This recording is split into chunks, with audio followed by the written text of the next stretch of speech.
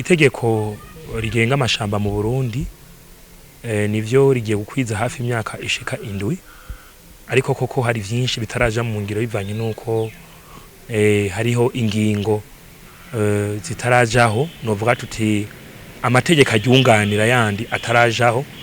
Ico naco rero kikaba inzitizi kugira ngo iryo tegeko rishobore gukora, kuko hariho nogira ntuti nk'ingingo kuva ku ngingo y'ijana 76 gushika ku ngingo y'ijana 78.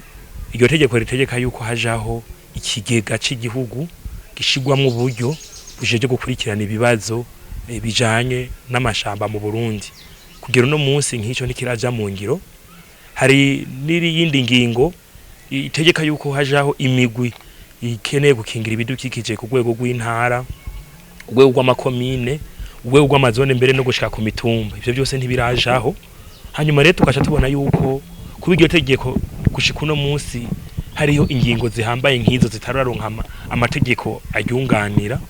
Tuca dusanga rero hari vyinshi biriko birapfa, na cane cane ku mashamba dusange dufise ngaha mu Burundi asanzwe agizwe n'amashamba cimeza kama, akaba arimo kandi n'amashamba y'amaterano.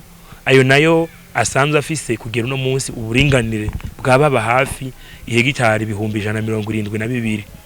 Ayo mashamba rero kugera uno munsi arabangamiwe cane n'abayakoreramwo ibikorwa bitandukanye biturutse kubera ko abantu bagenda baragwirirana. Tugasanga rero icokoze kugira ngo ayo mashamba aronka agahengwe nayo mategeko yoza kugira ngo yunganire izo ngingo zisanzwe ziri muri iryo tegeko kugira no munsi zitarashigwaho. Ahantu babwira yuko dufatiye nk'icigwa cakozwe n'igisata cawe nikiraye viterambere PNID, berekanye yuko mu Burundi ibice by'abanyagihugu bishika 96% bagikoresha urukwi mu guteka.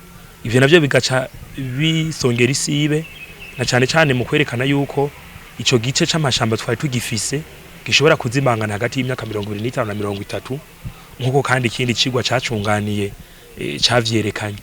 Rero iryo tegeko rifise amakemwa ayandi makemwa rifise ni yuko ribuze uburyo kugira ngo bimwe mu bikorwa leta yiyemeje muri iryo tegeko bishobore kuja mu ngiro.